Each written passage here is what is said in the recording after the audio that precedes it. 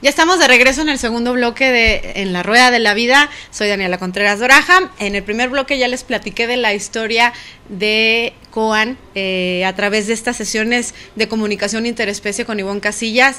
Y bueno, si quieren saber qué me dijo Koan en esa sesión, que estuvo muy bella y muy interesante, vean el capítulo número 1, el primer bloque de este programa. Ahora este segundo bloque lo quiero dedicar a un tema del que ya he hablado en varias ocasiones en este programa, pero quiero retomarlo porque sé que siempre hay gente nueva que me sigue y creo que es un tema sumamente valioso, útil e importante, que es el estudio del árbol genealógico. ¿Por qué nos interesa estudiar el árbol genealógico? Porque cada vez comprobamos más por distintas vías y por distintas técnicas que estamos repitiendo patrones educativos, que estamos repitiendo patrones psicológicos, emocionales, sexuales, etcétera, etcétera. Y bueno, si estamos repitiendo algo que nos sirve y que nos es útil y que nos hace feliz, ¡qué bonito! Repitamos.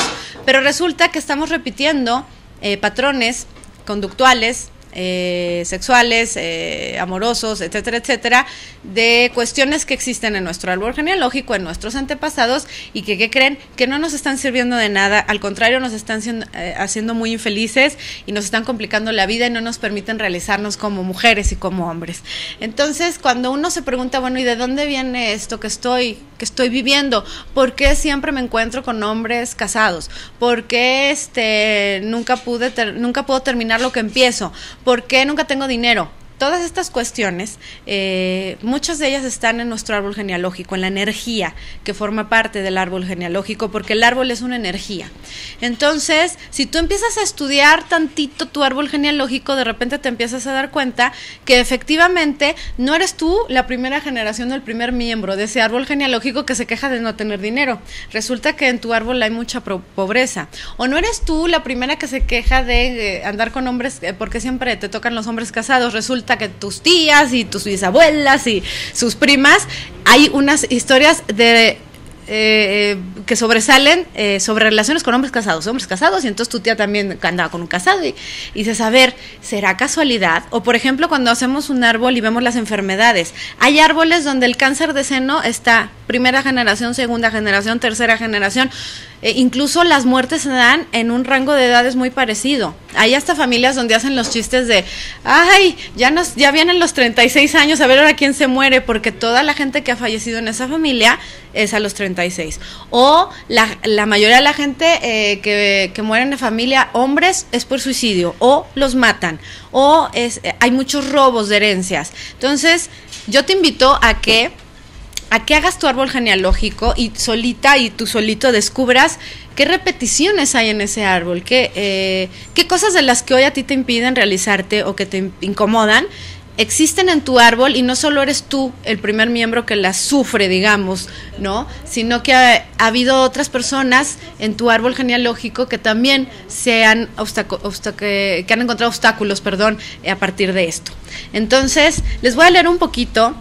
Les recomiendo mucho este libro que se llama Metagenealogía, de Alejandro Jodorowsky y Marian Costa, ya que ella dice siempre, ¿por qué mi nombre lo pusieron chiquitos y yo también me tardé 10 años en escribirlo junto con él?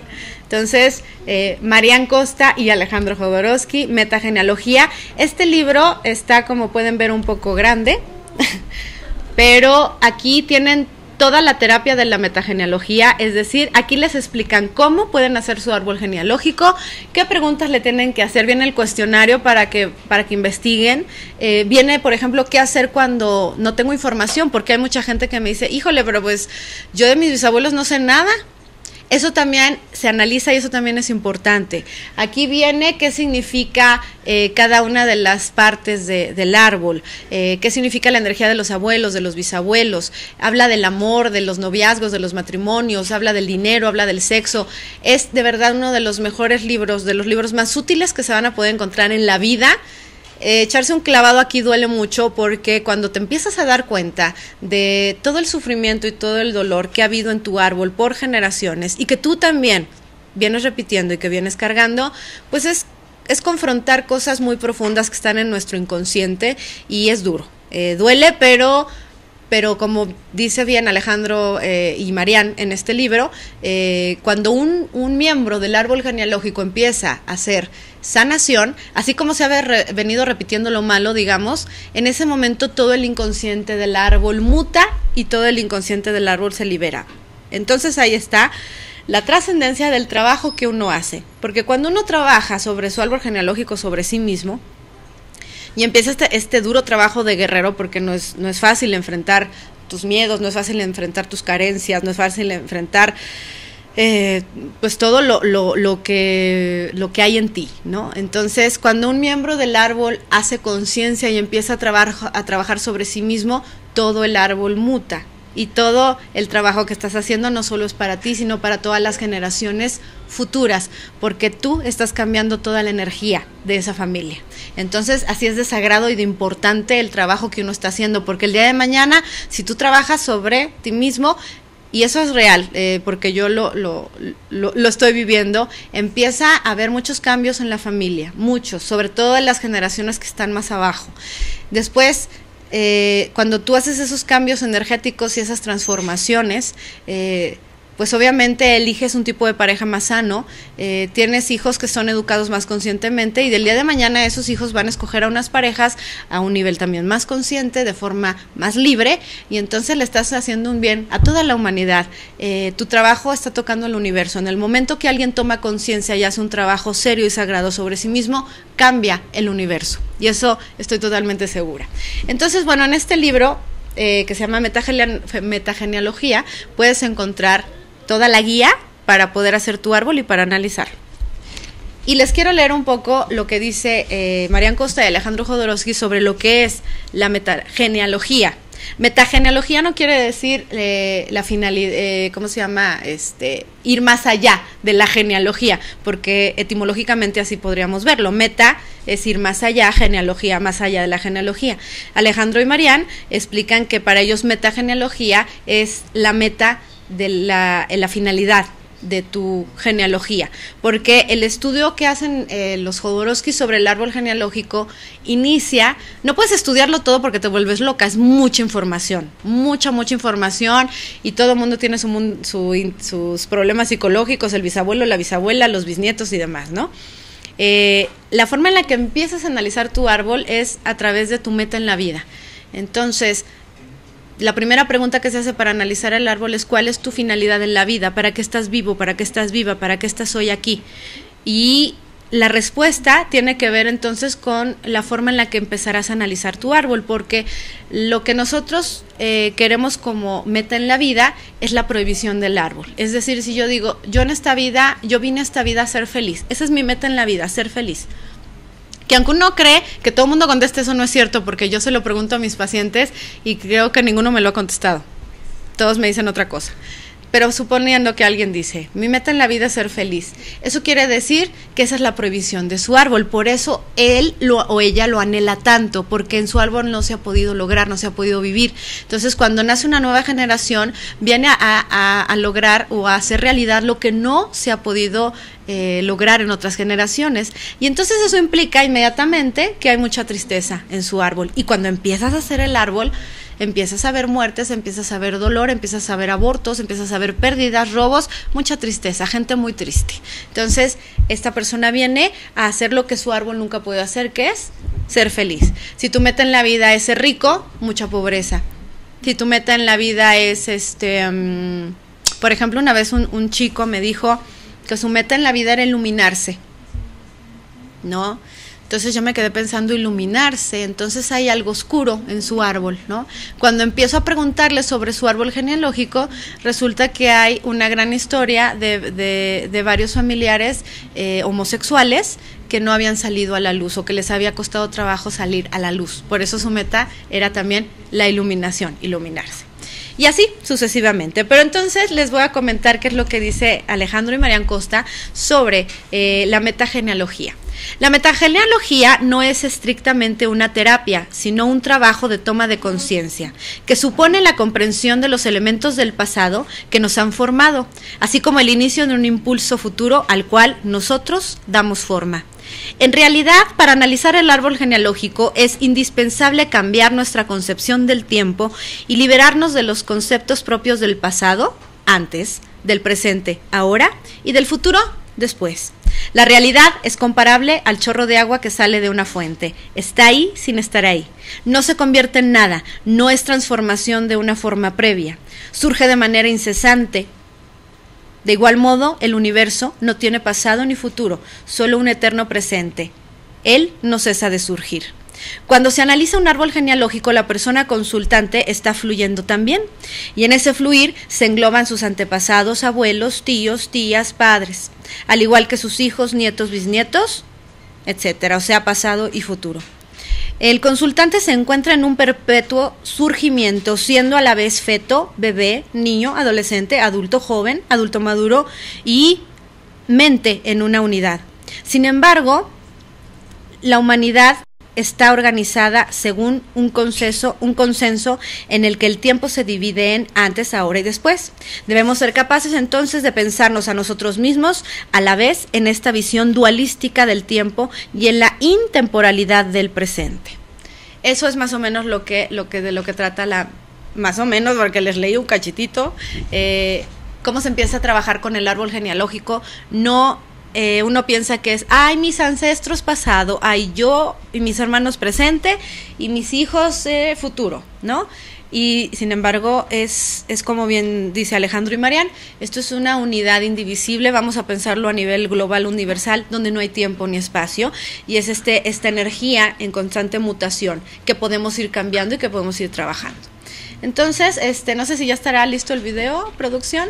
Vamos a ver un video de Marian Costa y Alejandro Jodorowsky dando un taller de metagenealogía, donde hablan de los niveles de conciencia, porque uno de los primeros temas de este libro es qué niveles de conciencia existen en tu árbol, porque no es lo mismo una persona del árbol que ha hecho un trabajo interno profundo y entonces su nivel de conciencia pues obviamente es diferente al de la bisabuela que vivía en la revolución y que tenía que creció bajo esta educación machista de las mujeres no sirven para nada, de cállate, tú limpia las cosas, no puedes estudiar, tienes que tener los hijos que Dios te mande. Entonces obviamente los niveles de conciencia del árbol van cambiando, van mutando. ¿Cuáles niveles de conciencia son estos? ¿Cuántos son? ¿Y cómo los podemos identificar? Vamos a ver este video y ahorita regresamos. Una cosa que todo el mundo tiene que comprender. Generalmente cuando se habla de abuelos se habla de viejos, pero no, los abuelos no son viejos, son seres humanos como tú, y hay que ir a buscar a los abuelos en el ser humano que fueron, no como viejos, sino como seres humanos. Sí, porque notamos que 2 veces utilizaron gente que tenía el pelo un poco gris, ¿no?, para hacer los abuelos. Esta es la mirada infantil. Tú ves a tu abuelito, a tu abuelita como gente un poco más vieja, etc. Pero hay que imaginarlos a 14 años teniendo su crisis de pubertad. Hay que imaginarlos cuando se enamoraron por primera vez. Fornicando. Hay que imaginarlos muy fuertes en su cuerpo, haciendo deporte, etcétera, etcétera. Porque en el fondo el árbol genealógico no es una foto de familia. El árbol genealógico son seres más allá del tiempo y del espacio que se transmiten una energía los unos a los demás. Una pregunta. Parte de esta energía está enferma, son límites, son abusos, son aspectos enfermos del árbol genealógico, y parte de esta energía está viva, es la energía vital que te pasa. ¿Querías decir algo, Alejandro? No, termina eso yo porque voy a decirles algo. Entonces, si te limitas a ver tu papá y tu mamá así, mirándolos desde abajo porque tú eres niño y ellos son adultos, si te limitas a ver tus abuelos como unos viejitos, si te limitas a no ver tus bisabuelos porque no los conociste, te pierdes el trabajo del árbol. Son seres de carne y de energía. Y que pueden llegar al mismo grado de conciencia que tienes tú. Eso. Entonces, una cosa... Pregunta, vamos a suponer que la reencarnación existe, ¿ya? Entonces, ¿cómo quieres reencarnar? Primeramente, ¿qué edad mental? ¿Qué edad emocional? ¿Qué edad sexual? ¿Y qué edad física? Tienes que responder porque uno no tiene el mismo ideal para todos los centros. Me preguntas a mí, ¿cómo quieres reencarnar? Bueno, yo quiero tener un cuerpo, qué sé yo, de 30 me iría bien. Sexualidad, pues de 16. Emocionalidad de 8. Mentalidad de 1000 años, ¿no? Entonces yo elegiría Vespar. Entonces, ustedes se tienen que preguntar, es un ejercicio nada más, ¿cómo reencarnarían? ¿Cómo reencarnarían para ver qué valores le dan a sus diferentes partes? Y esos valores que se dan hay que dárselos a los personajes del árbol, de los que ustedes vienen. Porque a lo que tú aspiras, todos ellos aspiraron. Y el gran sufrimiento del ser humano es no llegar a la conciencia. Entonces, cuando llegan a grados de conciencia inferior, siempre están sufriendo. Aunque parecen contentos, aunque parecen millonarios, aunque parezcan que tienen muchas aventuras. Si no han desarrollado su conciencia divina, están sufriendo. Todo el ser humano tiende a llegar a un estado de belleza sublime. Todos. El alma es una belleza sublime. A eso tendemos a llegar.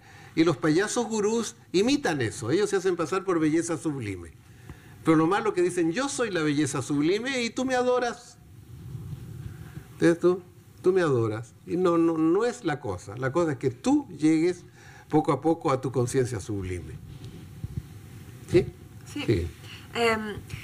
Otra pregunta muy importante que hacerse es decirse, bueno, ¿en qué nivel de conciencia vivían los personajes de mi árbol genealógico? Algunos de vosotros conocen esto de los niveles de conciencia, pero lo voy a recordar rápidamente, ¿no? Cada nivel de conciencia es justo en su momento. Es decir, que cuando eres feto o bebé, es normal tener un nivel de conciencia casi animal, porque te estás desarrollando vitalmente. ¿Ves tú? Cuando eres bebé o niño o niña, es normal tener un nivel de conciencia, es bueno tener un nivel de conciencia infantil, que dice que quiere jugar, que pide, que espera que le den, que dice ámame, etc. Cuando tienes 13 años es la maravilla tener un nivel de conciencia adolescente, pelearse con la muerte, buscar el amor romántico, querer tener los mismos vestidos que tus amiguitos y tus amiguitas, etcétera, hacerse fan de rock y todo. Cuando llegas a 20, 25 años, es bueno tener en un momento dado un nivel de conciencia adulto egoísta, porque tienes que construir tu casa, establecer tu situación, etcétera. Pero imagínate una persona de 45 años o de 60 años bloqueada en un nivel de conciencia infantil, jugando juguito, mirando el fútbol, comiendo dulce todo el tiempo, etc. Siempre pidiendo. Siempre pidiendo. ¿Ves tú? Y tenemos que preguntarnos qué hay más allá del nivel de conciencia básico adulto. Egoísta, explotador. Egoísta, explotador. ¿Ah? Entonces, ¿qué hay? Bueno, hay la otra conciencia, que es la conciencia adulta, pero al servicio del otro. Eso es lo que hacen alimentos sanos, ropa sana, negocios sanos, artesano. Son artesanos, no son ya artistas. Entonces el adulto al servicio del planeta. Sí. Esa es la conciencia del adulto, que ya es muy bueno. ¿Y más allá qué hay? Hay la conciencia cósmica. Es decir, que ya la persona deja los líos terrestres y se da cuenta que ya no hay país, que él tiene todas las lenguas a su servicio, que tiene todos los países a su servicio, todos los folclores a su servicio, todas las tradiciones a su servicio, y que es un orgulloso terráqueo. Y desde la Tierra, él siente la danza cósmica. Eso. Se siente a todo momento que está viviendo en el cosmos, en el universo. Esa es la conciencia cósmica. ¿Y más allá qué hay? Es la conciencia divina. Más allá es la conciencia divina, es decir, tu conciencia te das cuenta como los hologramas. Tú ves en un holograma, tú tienes un todo, lo divides en pedacitos y en cada pedacito está el todo. Ustedes saben eso, ¿no?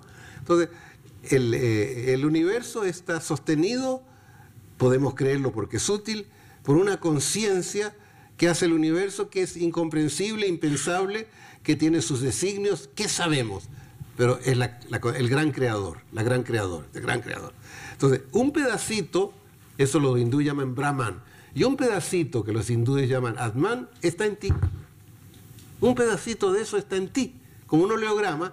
Entonces, la conciencia divina en el interior de ti se reconoce como creador de universo eterno e infinito. Aquí lo tengo. Esta gota contiene al océano. Punto. Muchas gracias por haber visto este video. Gracias, producción, por ponerlo. Y como pueden ver y escuchar a Marian Costa y Alejandro Jodorowsky, que son los creadores de este libro de metagenealogía, hablan de niveles de conciencia. Y es muy importante que primero nos preguntemos a nosotros mismos en qué nivel de conciencia estamos. En el infantil, en el adolescente, en el adulto, en el planetario. Y como bien decía Marian en el video, cada etapa de nuestra vida le corresponde un nivel de conciencia, y de hecho toda la vida estamos pasando un poco, a veces somos un poco medio niños, a veces un poco medio adolescentes, pero hay personas que se estancan en algún nivel de conciencia, y como bien decía Marian, tenemos adultos de 45 años que de repente son como niños de 6. Y lo que identifica este nivel de conciencia es el egocentrismo, es yo soy el centro del mundo y todo es para mí, y es gente que pide y que está pegado a los juegos de Xbox y de esas cosas, comiendo dulces y papitas y hasta hablando como niño, y ay, es que quiero ir acá y que quiero ir allá, y mucha gente dice, ay, qué simpático, qué lindo el papá, que es como parece, y hasta las mamás dicen, sus esposas, de broma, es que yo tengo 3 hijos, ¿no? Mis 2 hijos de 8 y 9 años y mi marido, porque también lo tengo que cuidar y también es como niño. Ay, entonces decimos, ay, qué tierno el esposo que se lleva también con sus hijos. No, probablemente es una persona que tenga un problema, un atorón en esta etapa, y entonces nunca haya podido salir de ahí, de ser niño, de estar pidiendo y de estar exigiendo y de ser egocéntrico y sentirse el centro del universo. Y bueno, después es interesante con cada una de nuestras generaciones, sobre todo padres, abuelos y bisabuelos, que son las que principalmente se trabajan en el estudio del árbol genealógico, empezar a ver, mi abuela, qué nivel de conciencia tenía cuando nació mi madre, ¿no? Por lo que me pueden platicar de ella, a lo mejor era una jovencita, pero también era niña, o a lo mejor fue una jovencita que se tuvo que hacer adulta muy rápido y tener responsabilidades que ella no quería tener porque se murieron sus padres, tuvo que hacerse cargo de sus hijos, de sus hermanos, y entonces se convirtió como la madre, entonces no vivió su niñez ni su juventud. Entonces esa es una de las formas en las que uno va analizando el árbol y en el que va obteniendo las respuestas de hoy quién soy yo y por qué tengo que trabajar esto que me está obstaculizando la vida. Y hablando de los obstáculos, que es otro capítulo del libro de metagenealogía, Marian y Alejandro Jodorowsky nos explican cómo podemos manejar estos obstáculos en la vida, cómo aquello que nos está impidiendo llegar a nuestro objetivo, a nuestra meta final, cómo debemos de tomar estos obstáculos y cómo empezar a trabajarlos. Y hay un pequeño cuentito que ponen Alejandro y Mariana en este libro, donde nos habla de los obstáculos, y me gustaría leérselos. Dice: un campesino recibe la visita de su Dios, se arrodilla ante él y le agradece el haberle otorgado el don de la vida. Todo te lo debo a ti, pero sin embargo necesito presentarte mis quejas. Trabajo para abonar mis terrenos y lograr que el trigo crezca lozano, pero tú me envías huracanes, sequías, pájaros hambrientos, ratones, lluvias torrenciales y plagas. ¿Puedes por una vez evitarme estos males? El Dios entonces satisface los ruegos del campesino. Cuando planta la semilla, ningún viento huracanado remanece la tierra. El clima es benigno durante todo el año. Llueve justo lo necesario. No se asoma ningún pájaro, ningún insecto dañino. Y por falta de obstáculos que vencer, debilitadas, las semillas se pudren en su buena tierra y no llegan a germinar. Y esto se me hace muy valioso porque uno se queja mucho de los obstáculos, y también yo creo que este cuentito lo hemos tenido mentalmente con Dios, y decirle, oye, ya, ¿no? Dame chance por lo menos que me salga todo bien, ¿no? Un ratito, porque me mandas tanta cosa, ¿no? ¿Qué voy a hacer yo? Había en el Facebook incluso un letrero que mucha gente estaba poniendo, donde decían, yo creo que a mí Dios me confundió con Rambo, ¿no? Porque creo que aguanto muchas cosas. Estamos educados a ver a los obstáculos como algo negativo, como un castigo divino, ¿no? Incluso como como hice algo que me porté mal porque dije una mentira o tuve sexo fuera del matrimonio, y entonces creemos que esos obstáculos son castigos por habernos portado mal, porque así nos educaron dentro de nuestra familia a nivel religioso, que eso también se analiza en el árbol genealógico. ¿Qué crees tú de Dios? Pues tú crees lo que, como te han educado muchas veces, ¿no? Traes esos pensamientos fuertes, esos paradigmas fuertes. ¿Qué crees? ¿Cuáles son tus creencias acerca del sexo? ¿Cuáles son tus creencias acerca del dinero? Y entonces empieza a ser un árbol del dinero, un árbol del sexo, un árbol de las relaciones de pareja. ¿Qué concepción tienen en tu árbol de la mujer y del hombre? Y eso todo lo traemos ahí, aunque estemos de acuerdo o no, pero está en nuestro inconsciente profundo, y muchas veces podemos decir, no, yo creo que los hombres son maravillosos, pero lo creo acá, pero la manera en la que mi inconsciente, que es el que finalmente hace que yo ejerza la fuerza en la vida, resulta que realmente en mi inconsciente profundo creo que los hombres son unos desgraciados, porque ese es el mensaje que se me ha dado a través del árbol, ¿no? Que son unos infieles y que son unos no sé qué, y entonces yo traigo coraje poquito contra los hombres, aunque yo en mi mente crea otra cosa. Y cuando uno no analiza el árbol, pues se tiene que ir al inconsciente profundo y a ver realmente qué es lo que piensas de los hombres, de las mujeres, y vamos a ver qué hay en tu inconsciente, porque es a través de ahí que estás ejerciendo el efecto de tu vida, ¿no? Y por eso se te están dando las relaciones como se te están dando. Entonces, ya para cerrar, porque ya se me acabó el tiempo, pues les recomiendo mucho este libro.